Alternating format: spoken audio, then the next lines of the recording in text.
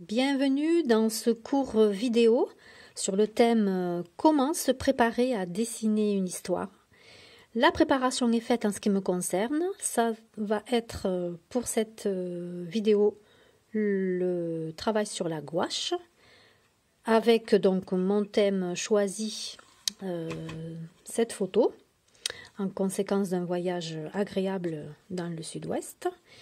Et donc, mon carnet de base, comme je l'ai fait au début, dans mon carnet de croquis. Alors, je me présente, je suis Sylvie Cadamuro, artiste peintre et dessinatrice, et j'accompagne avec plaisir toutes les personnes qui aiment dessiner à trouver leur place dans la façon de dessiner, dans leur façon de s'exprimer, surtout pour se sentir à l'aise dans le dessin, à s'améliorer dans la façon donc de dessiner un sujet. Donc dans l'histoire de s'améliorer, la plupart du temps, c'est de garder sa place, de trouver sa place du moins, dans un sujet qui nous plaît. Alors un des bons moyens pour s'améliorer, c'est de faire des tests, des expériences et de voir lesquelles nous mettent à l'aise. Donc ça c'est une autre expérience créative technique que nous allons faire maintenant. Et parmi toutes les techniques que nous avons vues depuis le début de cette série, il y en a une peut-être qui va vous plaire plus que d'autres pour être à l'aise dans votre dessin associé donc à la couleur ou à la peinture. Maintenant, rien ne nous empêche de les apprécier toutes. Parce qu'en matière d'amélioration, de toute façon, tous nous avons besoin de nous améliorer, à commencer par moi, pour se faire plaisir et être à l'aise avec son style ou son travail. Alors, cette gouache que je vous présente, c'est la gouache Godet. C'est pas la gouache tube, même si on peut le faire, cet exercice, avec la gouache tube. Mais là, il faudrait peut-être un papier un peu plus épais. Donc, la gouache Godet, vous voyez, elle a été très occupée. Donc, des enfants l'ont utilisée. Vous pouvez prendre celle de vos enfants, s'ils vous donnent l'autorisation, ce qui serait quand même pas mal. Et vous allez pouvoir associer donc à votre sujet un outil, entre guillemets, classique, un outil touche à tout, trouve partout, et de tester l'expérience. Donc là, ce sont des fleurs qui ont été visées. Je retrouve encore les roses et les verts, c'est que c'est le printemps qui est à notre porte. Et je ne vais pas décider de faire toute cette feuille. Donc dans l'histoire de raconter une histoire, d'ailleurs, c'est le cas de le dire, de l'illustrer, de la dessiner, la première fleur qui me tape à l'œil, en ce qui me concerne, c'est celle-ci. Alors celle-ci, elle a vraiment le cœur ouvert, celle-ci un peu moins, mais en attendant, il est toujours ouvert, peu importe la dimension, c'est associé au volume de la fleur. Ces deux sont pratiquement vus cœur de face et celle-ci en profil. Donc je vais m'organiser pour travailler ces trois fleurs qui se trouvent avec des jeux de perspective ou des formats totalement différents en ce qui concerne leur présentation. Alors on va commencer par celle qui est centrée. Donc j'ai tenu ma feuille donc dans la verticale et lui il faut qu'il se laisse faire. Et donc je vais m'en occuper. Donc là je vais démarrer au crayon de papier.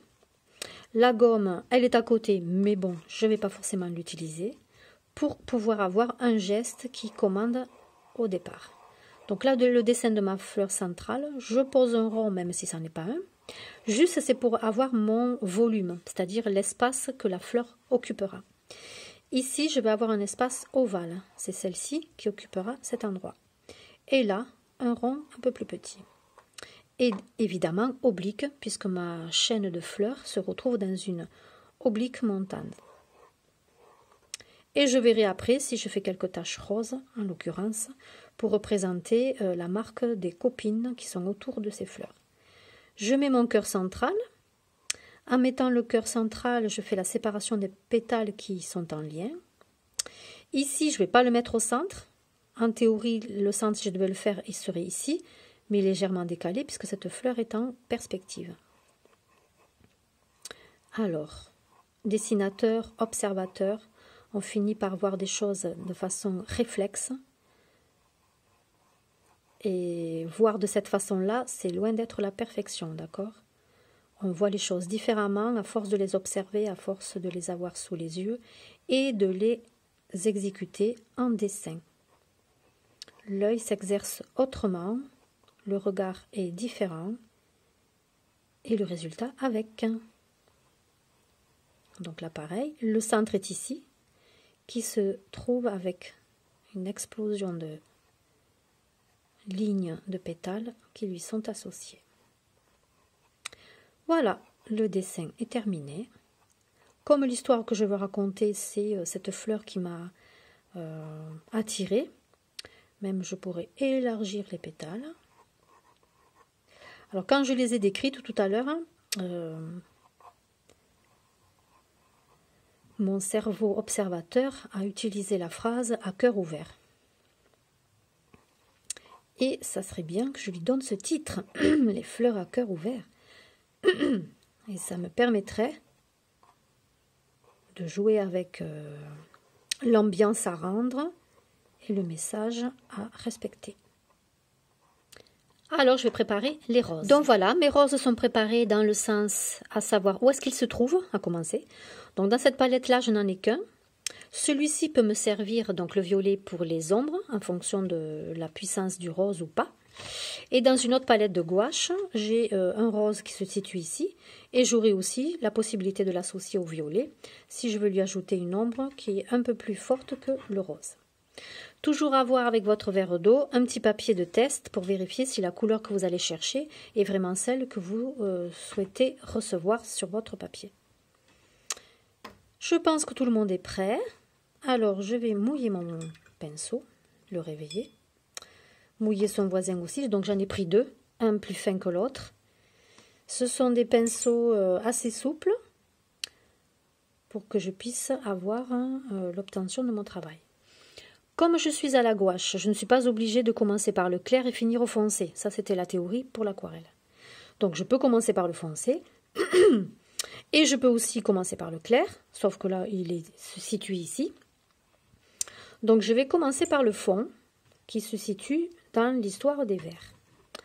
Donc, j'ai mes roses qui sont en plan, et j'ai les verts aussi. Alors, je vais essayer celui-ci, donc je vous le montre. Ça a l'air d'être le vert émeraude. Voilà. Alors, le vert émeraude joue pas mal de tours. Il ne va pas s'adapter pour mon sujet. Par contre, si je l'associe avec un autre, ça serait peut-être intéressant. Ici, j'en ai un autre que j'apprécie, le vert olive. Donc, si je le prends et que je mouille, très bien. Donc, je vais mettre le vert olive. Alors, comme c'est de la gouache et que ça sèche vite, c'est-à-dire que là, je laisse de l'eau dans le godet, ça va me renforcer la pigmentation. Vous voyez, là, elle est très transparente. Si maintenant je la mets là, elle est un peu moins transparente que celle que j'avais déposée. Donc, c'est une gouache assez liquide qui rappelle l'aquarelle, sans que ça soit pour autant l'aquarelle. Et je vais donc jouer avec mon fond, tout en dessinant le contour de ma pétale qui est un contour en dents de scie. Donc je vais le respecter comme ça. Je mouille et je continue. Comme ça, ça me fait un dégradé. Si je souhaite avoir du rose, je peux laisser la place. Mais comme je suis à la gouache, on n'est pas obligé de laisser des places. Par-dessus, je peux repeindre parce que c'est la peinture couvrante. Alors que l'aquarelle est une peinture transparente. On voit à travers. Et la gouache, si je passe par-dessus, je passe par-dessus. On ne voit pas à travers. Donc, je fais mon fond, tout en ayant dans l'esprit l'histoire que je veux raconter. Ce sont mes fleurs qui sont les vedettes. Donc, les trois premières.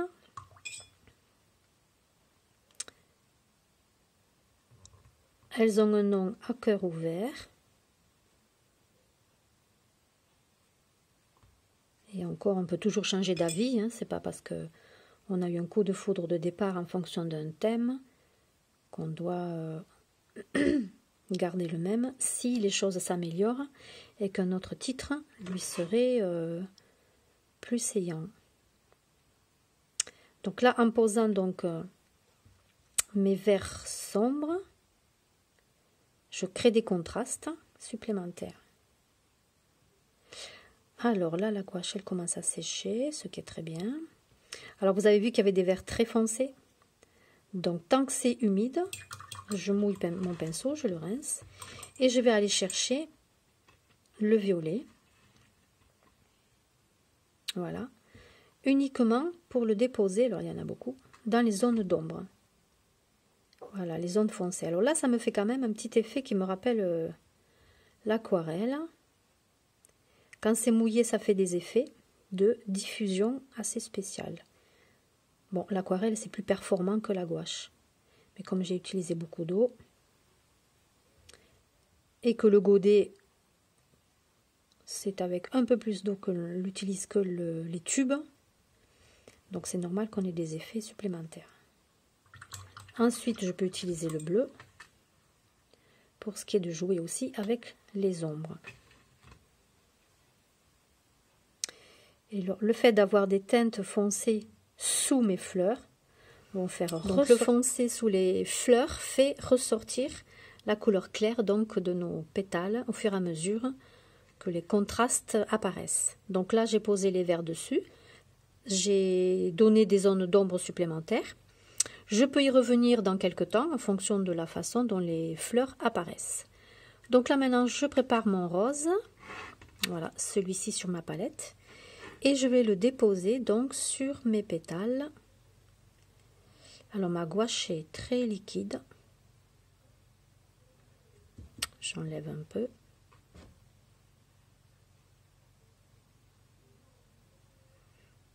Voilà, ça va mieux. Alors on n'est pas obligé dans la façon dont on choisit l'expression picturale, le langage de notre histoire, hein, de détailler, c'est-à-dire de faire un travail qui se trouve avec de peindre au bon endroit, de la bonne façon, un bon qui pourrait friser la perfection, du moins cette recherche, qui aura pour résultat de nous décourager. Donc l'objectif, c'est juste de tendre vers la tendance de donner un langage, enfin une traduction de notre sujet avec précision au niveau de la traduction. C'est-à-dire, si je veux donner une ambiance douce, sereine et de plaisir, comme ces fleurs quand je les ai eues à cœur ouvert, donc je vais donner cet esprit-là. Si je déborde, ça dérange qui? Vous? Ah, on va aller voir si c'est légitime ou pas. C'est pas forcé que ça soit obligé de mettre tout au bon endroit.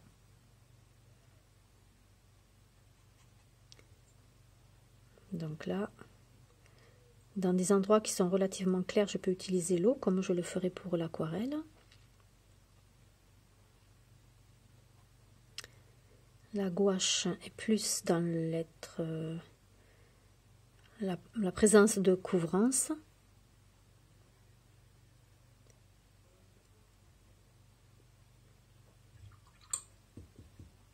Alors là, j'ai un petit coin de tube blanc sur ma palette. Je peux très bien déposer une zone blanche ici qui va éclaircir cet espace. Le laisser faire son travail et continuer. Donc là, j'ai un autre rose qui est assez puissant. Je vais voir l'effet qu'il donne. Voilà.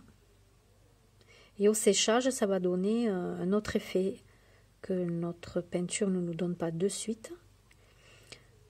Donc on va laisser le travail du séchage faire une diffusion particulière avec la gouache. Donc là, le rose est assez transparent, le pigment est faible dans cette gouache.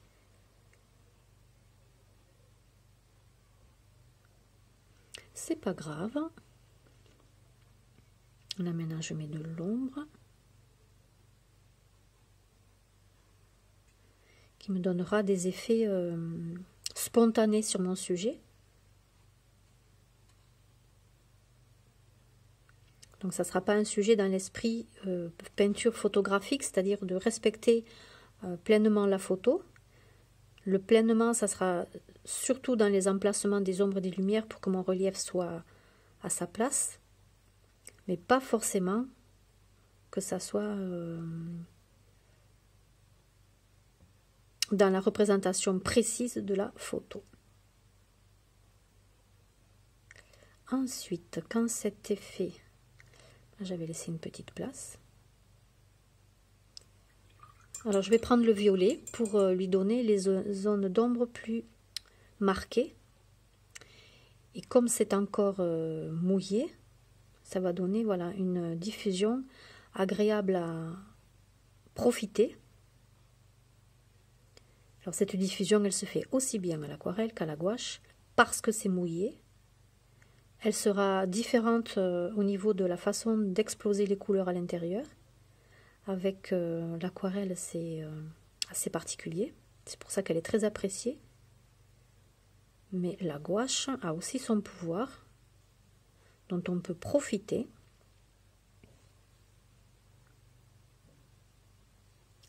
L'avantage de la gouache, si on a commis une erreur, c'est qu'on peut revenir dessus avec une couleur foncée, puisqu'elle est couvrante.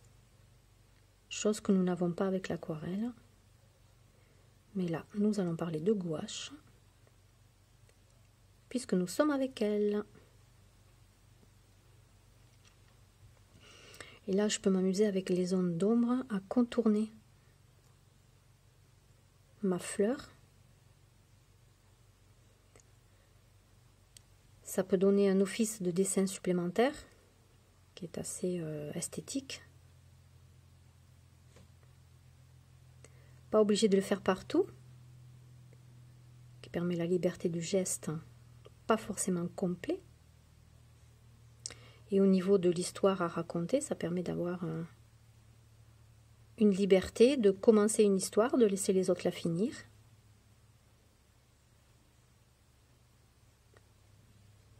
De commencer une histoire et de laisser les autres peut-être la deviner. Voilà, voilà. Donc là, je vais renforcer avec un tout petit peu de violet. Faire très attention le fond.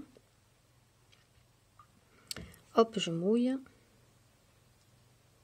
Voilà, pour renforcer du foncé, mais ce ne sera pas forcément la peine de le faire partout. Alors, maintenant, on va renforcer les lumières. Donc là, les roses, je ne vais pas y retoucher. Je vais chercher mon blanc qui est caché sur ma palette. Alors, le blanc qui est sur la palette, là, je ne déplace pas tout, sinon il va y avoir un petit accident. C'est le blanc du tube.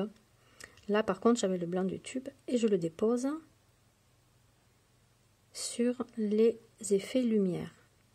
Alors, j'ai mis un peu trop d'eau. Donc là, effet lumière. Voilà, il y en a un. Ici, le blanc papier est maintenu, donc je n'en profite pas, je le laisse. Ici, j'ai un petit effet lumière à rajouter.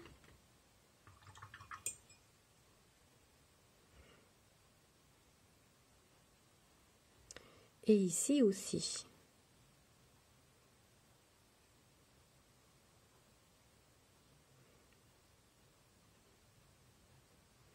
Et on va le laisser avec le séchage faire son travail supplémentaire.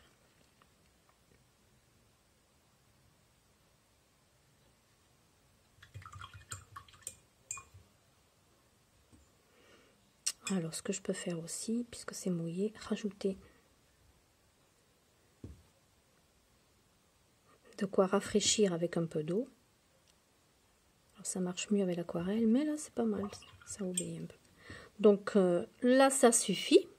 Je vérifie en regardant de loin ce que ça donne. Ça mériterait que je renforce la partie avec les bleus, le cœur de ma fleur, puisque le thème pourrait être à cœur ouvert. La lumière est posée, il serait bien que je mette une petite zone d'ombre. En général, quand on a les expressions à cœur ouvert, on pense aux opérations médicales. Alors, on va les laisser où elles sont. Mais quelqu'un qui parle à cœur ouvert, c'est une bonne chose. Sincère, honnête. Pas forcément fragile, c'est pas parce que quelqu'un est authentique qu'il va se laisser faire. Au contraire. Alors là, je vais en avoir fini avec mes ombres et fini avec le sujet gouache. Alors l'avantage avec ces techniques, à raconter une histoire en dessin au fil et à mesure des photos que vous trouvez, ou même sur le vif, mais ça sera d'autres idées de formation, c'est que ça peut être rapide. On n'est pas obligé d'y mettre des heures, hein. Sauf si ça fait partie du sujet et que ça vous fait plaisir. Aucune interdiction. Voilà, on va s'arrêter là pour la gouache. On va la laisser sécher. On a notre sujet qui représente un gros plan choisi dans un thème de photo qui était prévu d'avance. Souvent les gros plans, et même peut-être à cœur ouvert, c'est un détail bien défini à observer de façon précise, les choses en gros plan. Et quand elles sont de loin, c'est une autre façon d'exprimer quelque chose. Donc là, c'est bon, je vais m'arrêter à ce sujet. Et je vous dis à la prochaine fois, où là, nous allons voir l'aquarelle.